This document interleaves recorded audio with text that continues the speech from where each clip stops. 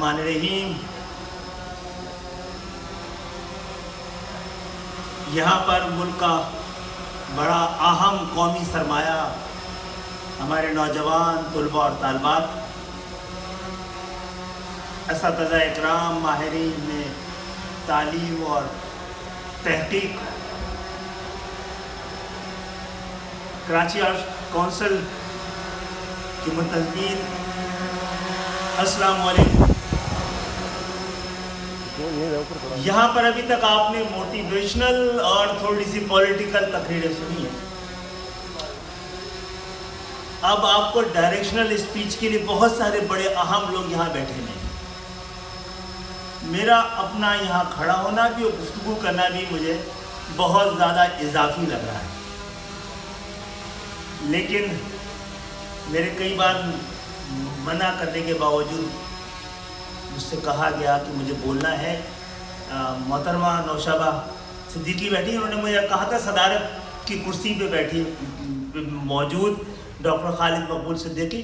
مجھے یاد ہے 2011 میں ایک ادبی پروگرام میں مجھے صدارت کی کرسی کے لیے بلایا گیا، تو میں آیا تھا صدارتی خطبہ دینے، یہ کہنے کے لیے. 2011 کا ذہن میں رکھیے گا کہ گو کہ اب پاکستان میں اور ہمارے معاشرے میں صدارت کے لیے اب اہلیت کی کوئی شرط نہیں رہ گئی ہے، لیکن پھر بھی میں سمجھتا ہوں ادب اور علم کے لیے یہ شرط ابھی تک موجود ہے. میں مہمان خصوصی بھی نہیں ہوں، کیونکہ میں نہیں چاہتا کوئی مجھ سے یہاں کا میزبان ہونے کا حق لے. آپ مجھے میزبان خصوصی کہہ سکتے ہیں. احمد شاہ صاحب نے گفتگو کا آغاز کیا تھا، انہوں نے کہا تھا 2 ہی جذبے ہیں جس میں پوری دنیا کی تعمیر ہے، خوف ہے اور دوسری محبت ہے. یہ وہ سوچ ہے جس کے ساتھ وہ کہہ رہے ہیں پوری دنیا قائم ہے، آگے بڑھتی ہے. پھر عمل بھی ہے. جب ہم سوچتے ہیں، بار بار سوچتے ہیں، ہر بار سوچتے ہیں تو عمل کرتے ہیں. اگر اس طرح سوچ کے کی 2 بنیادیں ہیں، ایک محبت اور ایک خوف، عمل کی بھی 2 بنیادیں، اور وہ ہے پین اینڈ پلیجر. ہر آدمی اسی 2 طاقتوں کے ساتھ کام کر رہا ہوتا ہے. آج جو بیٹھے ہیں ان کو دیکھنا ہے کہ آج ان کو پین سے بچنے کے لیے اور پلیجر حاصل کرنے کے لیے ابتدا چاہیے یا انتہا چاہیے. آج جو پین کو چوز کریں گے، پلیجر ان کی زندگی میں ضرور آئے گا. کیونکہ جب ہم سوچتے ہیں، بار بار سوچتے ہیں، بار بار سوچتے ہیں، تو خود بخود اس پہ عمل کرتے ہیں. اور وہ عمل جو ہم بار بار کرتے چلے جائیں وہ ہماری عادت بن جاتی ہے، اور وہ عادت جو ہم میں ٹھہر جائے وہ ہمارا کردار کہلاتی ہے، اور کردار ہی قوموں کی اور افراد کی منزل ہوتی ہے. آج وہ لوگ بیٹھے ہیں جو ہمارا مستقبل بھی ہے، جو ہمارے خواب کی تعبیر بھی ہو سکتی ہے. وہ بہت ساری باتیں جو میں کہتا یا کہنا چاہیے تھا یا نہیں کہنا چاہیے تھا، میرا یہ بہت سارا بوجھ جاوید حنیف بھائی نے ہلکا کر دیا، کیونکہ ہم سب کے دلوں پہ بڑا بوجھ ہے، اور ان بوجھوں کو اتارنا بڑا ضروری بھی ہوتا ہے اور بڑا مشکل بھی ہوتا ہے. آپ لوگ جو یہاں بیٹھے ہیں، دیکھیے دنیا بدل رہی ہے. یہ تیز رفتار، نور رفتار دنیا نے سب کچھ بدل کر رکھ دیا. اگر کوئی نہیں بدلا تو وہ جس نے بدلنے کی کوشش بھی نہ کی، اور جو خود بدلنے کی کوشش نہیں کرتا تو اس کو تو خدا بھی بدلنے کا وعدہ نہیں رکھتا ہے. جو خود بدلنے کا ارادہ نہ رکھتا ہو تو اس کو بدلنے کا تو خدا بھی وعدہ نہیں رکھتا ہے. اب ہمیں اس بدلتی ہوئی دنیا کے ساتھ کس طرح ہم آہنگ ہونا ہے، یہ سکھانے کے لیے بہت اہم لوگوں کو آنا ہے. محترمہ نے یہ بھی کہا تھا کہ دنیا میں کوئی راستہ سیدھا نہیں ہے، بڑے موڑ ہیں. But a bend in the road is not the end of the road until and unless you fail to make a turn. تو راستے کا راستے کے ختم ہونے کا اعلان نہیں ہے. تو میں سمجھتا ہوں آج آپ کو یہ بھی بتایا جائے گا ہم ایک ایسی دنیا میں داخل ہو رہے ہیں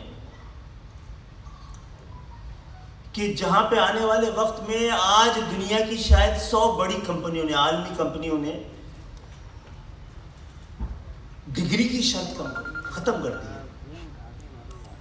اب آنے والے وقت میں اسکول کس طرح کے ہوں گے، کالجز کس طرح کے ہوں گے، تعلیم کی ضرورت کس طرح کی ہوگی، اسپتال کیا ہوں گے، ہم اس کا تصور آج نہیں کر سکتے۔ خوف اور ڈر تو یہ ہے کہ آنے والے دور میں سائنس اینڈ ٹیکنالوجی تقریباً 1 ارب لوگوں کو ارریلیونٹ کر دے گی، اور ارریلیونٹ 1 ارب لوگوں کے لیے پھر ایک نئی قسم کی اقوام متحدہ کی تشکیل ضرورت ہوگی۔ دنیا بدل رہی ہے۔ آج کی دنیا میں شاید 1940 کے دور میں پہلا اور دوسرا ایٹم بم تھوڑے دن کے وقفے کے بعد گرایا گیا تھا، اور آج تک لوگ ایٹمی جنگ کے خطرے میں ہیں، لیکن ہوئی نہیں، نہ ہونی ہے۔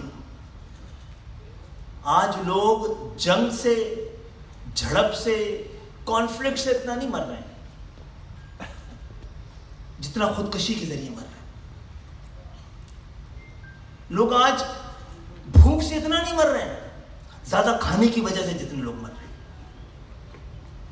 اس بدلتی دنیا میں ہم نے اپنے بارے میں کوئی فیصلہ نہیں کیا،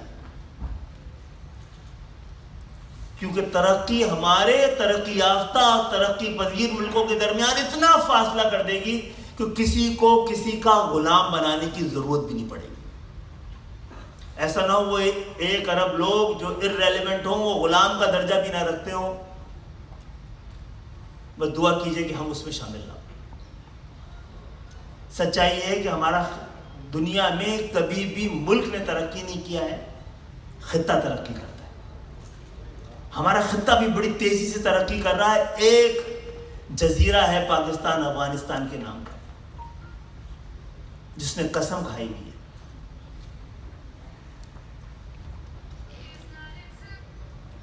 آج ایک زمانے میں آبادی جو تھی بہت بڑا بوجھ کہلاتی تھی۔ آپ کے پڑوس میں دنیا کی 2 جائنٹس ہیں آبادی کے، 2 جائنٹس ہیں آبادی کے، چین اور ہندوستان۔ 1998 میں چین میں غربت کی سطح 40% تھی، آج 1% سے 0.1%۔ ہندوستان میں 1998 میں غربت کی سطح 55% تھی، آج 15 سے 20%۔ انہوں نے کروڑ لوگوں کو غربت کی سطح سے نکالا ہے۔ آج وہ جو آبادی کے جائنٹس تھے، اس لیے اپنی آبادی کو انہوں نے غربت سے نکال لیا ہے کہ اب وہ ٹیکنالوجی کے ایک جائنٹس ہیں۔ ہم نے تو یہ بھی نہیں کیا۔ جب دنیا بہت تیزی سے ترقی کر رہی تھی، ہمیں پتا تھا کہ ایک وقت میں انڈیا سافٹ ویئر کا اور آئی ٹی کا اتنا کام نہیں لے پائے گا، اس کی کیپیسٹی سے زیادہ کام مل سکتا ہے، وہ ڈرین ہو کے ہمیں اور بنگلہ دیش کو مل سکتا تھا۔ ہم تیار نہیں تھے، بنگلہ دیش تیار تھا۔ قوموں کی تاریخ میں ایک دفعہ ضرور خوش قسمتی دستک دیتی ہے۔ جو دروازہ کھولنے کے لیے تیار ہوتے ہیں، دستک کا انتظار کر رہے ہوتے ہیں، وہی قومیں بدلتی ہیں۔ کل ہم سے بنگلہ دیش سے کوئی مقابلہ کرتا تھا تو ہم ناراض ہوتے تھے کہ نہیں بھائی، ہم اتنے بھی نہیں۔ میں نے کسی کو آج سے ٹی وی میں 6-7 سال پہلے کہا تھا، بہت ناراض ہوئے تھے۔ میں نے کہا تھا آنے والے وقت میں ایسا نہ ہو کہ کینیا اور ایدی امین کا یوگانڈا، اس سے ہمارا مقابلہ کیا جانے لگے۔ یقین جانی آج جس دن ہم کھڑے ہیں، ہمارا کینیا اور یوگانڈا سے بھی مقابلہ نہیں ہے۔ یوگانڈا دنیا کی فیوریٹ پرو ایکٹیو نیشن میں سے ایک نیشن۔ انتظار کیجئے 5-6 سال کا، اور آج کی تاریخ میں لکھ لیجئے گا۔ انتظار کیجئے ایتھوپیا اور روانڈا کا آگے کی جانب پڑھنا چائنا پہنچ چکا ہے. وہاں پر ہمارا سب سے بڑا مسئلہ یہ ہے کہ ہماری کوئی سمت نہیں ہے. ہم کولو کے بیل کے طرح گول گول گھوم رہے ہیں, اور جن لوگوں نے سمت دی تھی, دے سکتے ہیں, ان کو ہر شعبہ زندگی سے باہر کر دیا گیا. میں خیر اس ڈائریکشن میں نہیں جاؤں گا. ایک اور اہم بات یہاں پہ کی گئی ہے ناکامی کے بارے میں. کہا جاتا ہے جو زندگی میں ابتدا میں جتنا ناکام ہو جائے اتنے ہی اس کے آئندہ ناکامی کے راستے بند ہو چکے ہوتے ہیں, وہ آپشن ایگزاسٹ کر چکا ہوتا ہے. ہم کامیاب ترین لوگوں کے پیچھے چھپی ہوئی ناکامیوں کو, محنت کو, ان کی فرسٹریشن کو کبھی دیکھ ہی نہیں پائے. محمد علی قلعے کہتا تھا کہ دنیا اگر لوگ میری کامیابی کے پیچھے ہونے والی ناکامیوں, فرسٹریشن اور محنت کو دیکھ لیں تو وہ باکسر بننے کا خواب ہی دیکھنا چھوڑ دیں. بہرحال یہ ہمارا 5واں یا 6واں پروگرام ہے جس میں ہم نے کوشش کی تھی کہ ایک ایسا ماحول کہ جس میں یہ طالب علموں کو کچھ بتا سکیں. مجھے نہیں پتا, بتایا اب تک بہت زیادہ گیا ہے. میں منتظمین سے کہوں گا کوئی اب راستہ بھی ایسا بتا دیں کہ اگر ہم ان سے کہیں کہ آپ کو CSS کرنا چاہیے اور وہ تیار ہو جائے تو آپ کے پاس ایک ڈھانچہ ہونا چاہیے. CSS کے لیے کتنے لوگ تیار ہیں؟ ہاتھ کھڑا کریں گے. اچھا, فوج میں جائے بغیر بھی کام نہیں بننا ہے. فوج میں جائیں, جتنی آپ کی تعلیم ہے اسی اعتبار سے فوج میں جائیں. ہم نے ایک ایسے ریٹائرڈ فوجی کو جو کہ ڈاکٹر بھی یہاں بیٹھایا ہوا ہے, وہ تیار ہیں اس کام کے لیے. انہوں نے باقاعدہ تیاری کی بھی, آج کل لوگوں کو ٹرین دیتے ہیں. جو لوگ بھی فوج میں جانا چاہتے ہیں, اور اب میں یہ بات کر دوں, سیاسی بات نہیں کرنا چاہ رہا تھا, کہ تمام تجربات کے بعد اب قوم اس نتیجے پہ پہنچی ہے کہ آپ کے بغیر کام بن نہیں سکتا. آپ کو ہرانے والے, آپ کو ڈرانے والے, آپ کو پیچھے رکھنے والے اب تھکنا شروع ہو گئے. چھوٹا سا فارمولہ ہے, جو چیز جو بناتا ہے وہی ٹھیک کر سکتا ہے. پاکستان تو میرے رگوں میں خون بن کے دوڑتا ہے, مجھے پتا ہے اس کو ٹھیک کیسے کرنا ہے, اور ہمیں پتا ہے اپنے آپ کو ٹھیک کیے بغیر کوئی چیز ٹھیک نہیں ہوگی. ہم نے آپ کو اس لیے بلایا ہے کہ ہم مل کے ایک دوسرے کو ٹھیک کرتے ہیں. پاکستان میں خواب دیکھنے کی کوئی چیز ہے, کوئی چیز ایسی ہے جس سے حوصلہ ہو سکے, وہ یہ کہ پاکستان نوجوان ہے. 60-65% نوجوانوں کو مشتمل ہے. ہم یہ چاہتے ہیں یہاں جو پڑھے لکھے لوگ ہیں, ہمیں پتہ ہے نا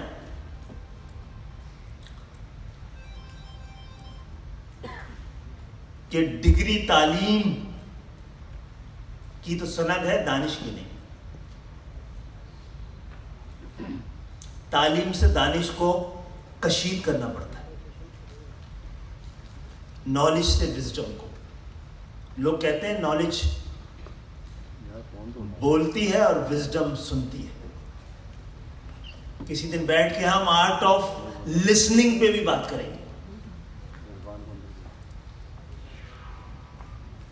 میں اس بات کے ساتھ اپنی گفتگو ختم کروں گا کہ کہیں میں نے سنا تھا, یہ گفتگو ہو رہی تھی کہ ایک عالم کی تعریف کیا ہے. کسی نے کہا عالم وہ ہوتا ہے, اور مجھے ایسے لیڈرز چاہیے یہاں سے. عالم وہ ہوتا ہے جو امتحان کے وقت سب سے آگے اور انعام کے وقت سب سے پیچھے ہو. اور ایسے ہی بہت سارے عالموں کے ساتھ ہماری یہ تحریک آگے بڑھتی رہی ہے. اس میں کچھ کمی آ رہی ہے, ہمیں آپ کی ضرورت ہے. بہت بہت شکریہ. اب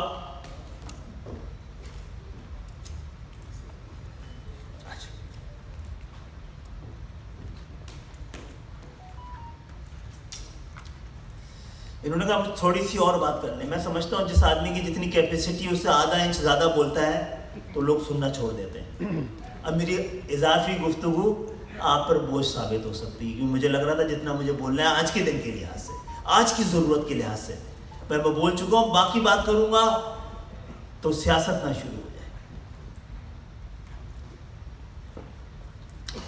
آپ میں سے میں نے پوچھا تھا کہ کون سے لوگ سی ایس ایس کرنے چاہ رہے ہیں. بہت سارے لوگوں نے ہاتھ کھڑا کیا تھا. جب میں نے پوچھا تھا کتنے لوگ فوج میں جانا چاہ رہے ہیں، ہاتھ نہیں کھڑا کیا. یہاں کوئی نہیں دیکھ رہا ہے. خوف مٹانے کے لیے اس خوف سے نکلنا پڑے گا. فوج میں جانے والے آپ کے شہر سے بڑے لوگ گئے ہیں، بڑا نام کمایا ہے، بڑے کامیابیاں حاصل کی. اور جو میں بات بتانا چاہ رہا تھا، مجھے لگتا ہے کہ اب بدلتی ہوئی دنیا میں جو تحفظ اور حفاظت اور محافظ کا معیار ہے، اس میں جسم سے زیادہ ذہن کا کام شروع ہو رہا ہے. تو شاید جسمانی جو اسٹینڈرڈ تھا وہ ہمارے ڈھانچے کو دیکھ کے اب تھوڑا سا کم کیا جا رہا ہے. میں نے سنا یہی ہے. تو آپ کی فزیکل کنڈیشن آپ کو اب روک ہی نہیں پائے گی، اور آپ کی جو مینٹل ایبلٹی ہے وہ فوج سمیت ہر جگہ کام آنی ہے. ہماری جو پہچان تھی قلم تھا، قلم ہمارا ہتھیار ہے. میں یہ کئی بار کہہ چکا ہوں کہ الحمدللہ میں جن سے تعلق رکھتا ہوں، طاقت ہماری تہذیب نہیں ہے، ہماری تہذیب ہماری طاقت ہے. اور قلم اس میں بڑا اہم کردار ادا کرتا ہے کہ قلم کا کمال یہ ہے کہ سیاہی جب اس کے قلب سے گزرتی ہے تو روشنائی بن جاتی ہے. اور اسی روشنی کے پھیلانے اور بڑھانے کے لیے ہم نے یہ پروگرام کرنے شروع کیے تھے. گو کہ آپ کو پتہ ہے کہ پاکستان کا تو مجھے نہیں پتا، ہمیں اپنا پتہ ہے کہ ہم پوری طرح سے آزاد نہیں ہیں، اور ذہن کی آزادی کے بغیر باقی تمام آزادیاں کسی کام کی نہیں ہوتی ہیں.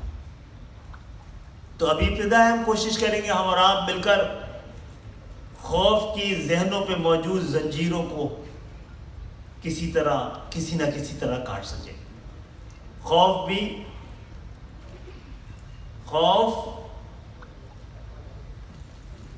فیئر ایک ری ایکشن کا نام ہے، جبکہ کریج ایکشن کا نام ہے.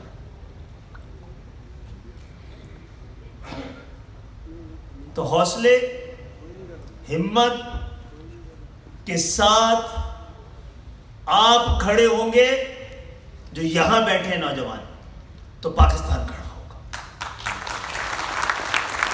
اور میں شاید بالکل صحیح جگہ پہ بات کر رہا ہوں. یہاں وہ لوگ بیٹھے ہیں جن کے اجداد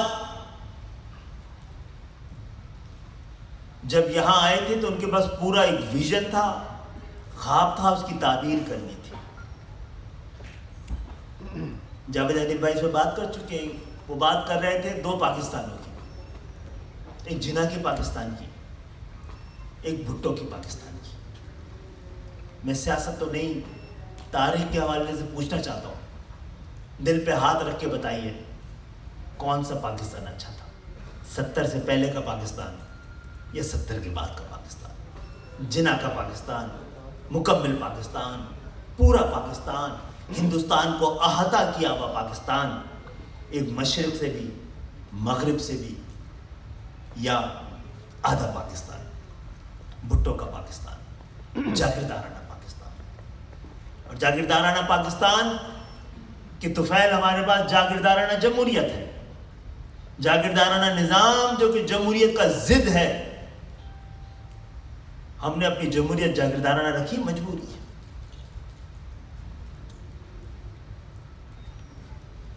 جو آج ہم کھڑے ہیں، سیاست کی بات بھی کی گئی ہے. بھائی میں تو پیشہ ور سیاست دان ہوں. میں جس گاڑی کو دھکا دینے آیا تھا، اگر وہ سٹارٹ ہو گئی اور چل پڑی مجھے خدا حافظ کہہ کے، میں 2 رکعت نفل پڑھ کے اپنی ڈگری دوبارہ اٹھاؤں گا MBBS کی، اور کہیں کلینک کھول کے بیٹھ جاؤں گا. سیاست کرنے کی نہیں، سیاست بدلنے کی ضرورت ہے۔ اور جو نوجوان اس کام میں ہمارا ساتھ دینا چاہیں، آپ کو ایسے عالموں سے ملاقات کا موقع ملے گا جنہوں نے سیاست میں آ کر کھویا ہے، حاصل نہیں کیا، جو سیاست میں آ کے جنہوں نے امتحان کے وقت آگے رہے ہیں، انعام کے وقت پیچھے رہے ہیں۔ میں اس سے زیادہ بولوں گا تو پھر بہت ساری FIRs کر سکتی ہیں۔ بہت بہت شکریہ۔